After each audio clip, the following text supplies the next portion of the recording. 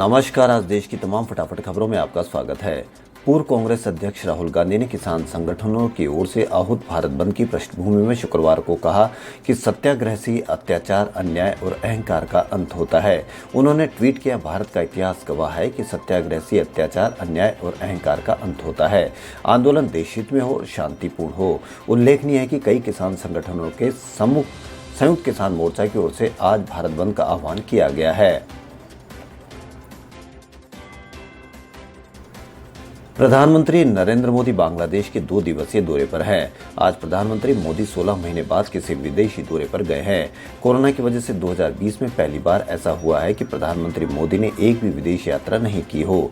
पिछले साल मार्च में प्रधानमंत्री मोदी को बांग्लादेश जाना था, लेकिन महामारी के कारण उसे रद्द करना पड़ा।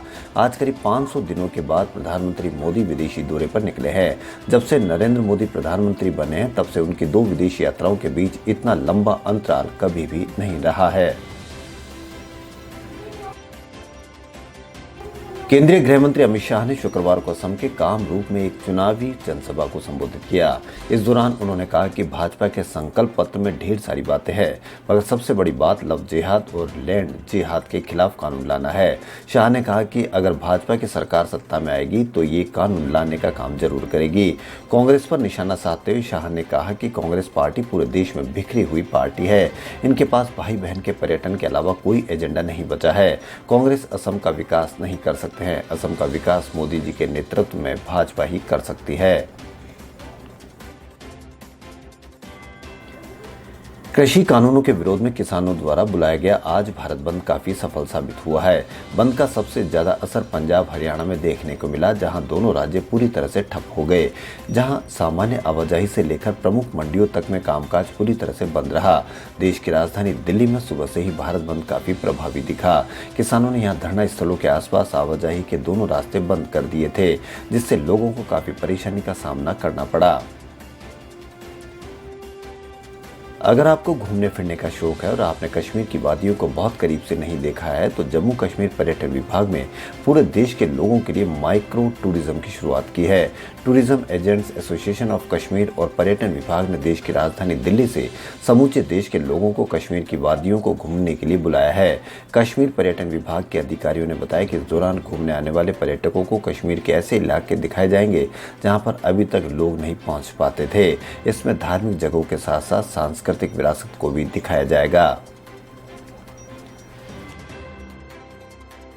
राष्ट्रपति रामनाथ कोविंद की तबीयत खराब होने की जानकारी मिल रही है। बताया जा रहा है कि आज उन्होंने सीने में दर्द की शिकायत की थी। इसके बाद उन्हें दिल्ली स्थित आर्मी अस्पताल ले जाया गया। यहां उनका रूटीन चेकअप किया गया। फिलहाल वे डॉक्टरों की निगरानी में है। आर्मी अस्पताल के चिकित्सकों का कहना है कि राष्ट्रपति की हालत स्थिर है। बंगाल और असम में 27 मार्च को पहले चरण का मतदान होना है। बंगाल में पहले चरण में 30 सीटों पर वोटिंग होगी, जबकि असम में 47 सीटों के लिए वोट डाले जाएंगे। इससे पहले गुरुवार को इन दोनों राज्यों में चुनाव प्रचार थम गया। सभी राजनीतिक पार्टियों के नेताओं ने एक दूसरे पर जमकर बयानों के तीर चलाए। बंगाल में ममता बनर्जी के खेला होबे और मोदी के विकास होबे के नारों के बीच राहुल गांधी से लेकर कांग्रेस के तमाम बड़े नेता चुनाव प्रचार से बाहर रहे। वहीं असम में राहुल से लेकर प्रियंका गांधी तक ने पूरी जान लगा दी और सीए के खिलाफ सख्त रुख अख्तियार किया। वहीं भाजपा इस मुद्दे पर चुप रही। पहले चरण के लिए चुनाव प्रचार थमने से पहले पीएम मोदी, अमित शाह सहित भाजपा के कई दिग्गज नेताओं ने यहां ताबड़तोड़ रैलियां की। पश्चिम बंगाल और असम विधानसभा के पहले चरण के लिए चुनाव प्रचार का शोर गुरुवार को थम गया। विधानसभा की 294 सीटों वाली पश्चिम बंगाल में पहले चरण में 30 और 126 सीटों वाली असम की 45 सीटों पर पहले चरण के मतदान शनिवार को होगा।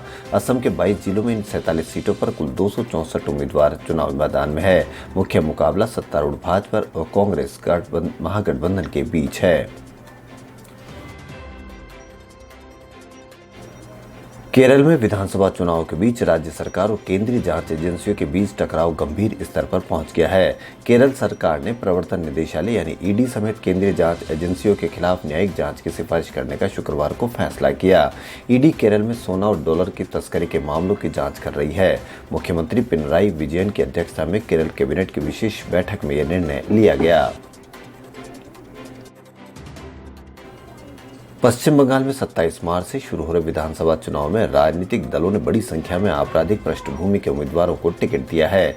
चुनाव पर नजर रखने वाली संस्था एडीआर इलेक्शन वॉच की ताजा रिपोर्ट के अनुसार पश्चिम बंगाल के पहले 2 चरण के चुनाव में 362 में से 91 उम्मीदवार आपराधिक पृष्ठभूमि के हैं।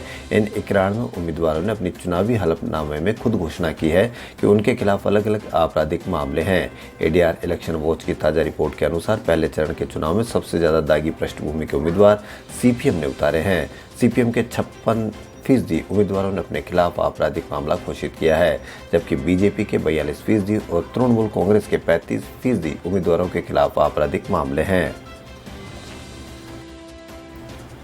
मद्रास हाईकोर्ट ने पुडुचेरी विधानसभा चुनाव से पहले दाखिल एक अहम याचिका को लेकर चुनाव आयोग के सामने प्रश्न खड़ा किया है। पुडुचेरी में 6 अप्रैल को मतदान होना है। इसके पहले की याचिका में आरोप लगाया है कि भारतीय जनता पार्टी ने यहां पर आधार डिटेल्स का चुनाव कैंपेनिंग के उद्देश्य के लिए गलत इस्तेमाल किया है। आरोप यह भी है कि पार्टी ने आधार नंबर से वोटरों के फोन नंबर निकाले हैं। इस घटना को बहुत गंभीर बताते हुए कोर्ट ने चुनाव आयोग से इस मामले में जाँच करने और 30 मार्च तक फुल रिपोर्ट फाइल करने को कहा है। देश में कोरोना के बढ़ते मामले को देखते हुए फ्लाइट्स और एयरपोर्ट्स पर भी सुरक्षा एहतियात को बढ़ावा दिया जा रहा है। कोविड गाइडलाइंस को देखते हुए अब और भी सख्ती दिखाई जा रही है।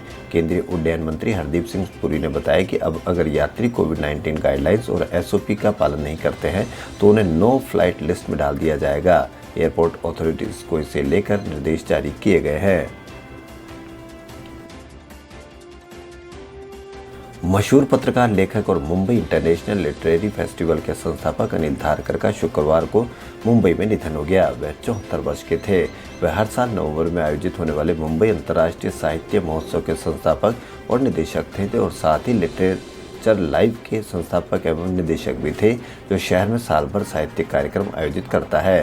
धारकर के पूर्व सहकर्मी ने बताया कि उनके बृहस्पतिवार को मुंबई के एक अस्पताल में बाईपास सर्जरी हुई थी। सुप्रीम कोर्ट ने 5 राज्यों में विधानसभा चुनाव से पहले केंद्र सरकार को बड़ी राहत दी है। कोर्ट ने शुक्रवार को इलेक्टोरल बोर्ड की बिक्री पर रोक लगाने संबंधी याचिका खारिज कर दी। याचिका के जरिए कोर्ट से 1 अप्रैल से इन बॉन्ड्स की बिक्री पर रोक लगाने की गुहार लगाई गई थी। इससे पहले कोर्ट ने बुधवार को अपना फैसला सुरक्षित रखते हुए बॉन्ड के दुरुपयोग को लेकर केंद्र सरकार को नोटिस जारी किया था। अनुराग कश्यप के निर्देशन में बनी Nawazuddin Siddiqui Manoj Vajpayee starrer film gangs of Wasseypur को दशक की 40 बेस्ट एक्शन और मार्शल आर्ट एशियन फिल्मों में दूसरी रैंक मिली है। भारत की ओर से इस सूची में मलयालम की जल्लीकट्टू और बॉलीवुड की ही 2 अन्य फिल्म मर्द को दर्द नहीं होता और भावेश जोशी भी शामिल है। मलयालम फिल्म जल्लीकट्टू को चौथा, भाग्यश्री के बेटे अभिमन्यु दासानी की डेब्यू फिल्म मर्द को दर्द नहीं होता को 16वां और अनिल कपूर के बेटे हर्षवर्धन कपूर की दूसरी फिल्म भावेश जोशी को 31वां स्थान मिला है। यह लिस्ट एशियन मूवीज पल्स नाम की वेबसाइट ने जारी की है। खबरों फिलहाल इतना ही। यदि आपको हमारा चैनल पसंद आए तो लाइक, सब्सक्राइब, शेयर अवश्य करें। धन्यवाद।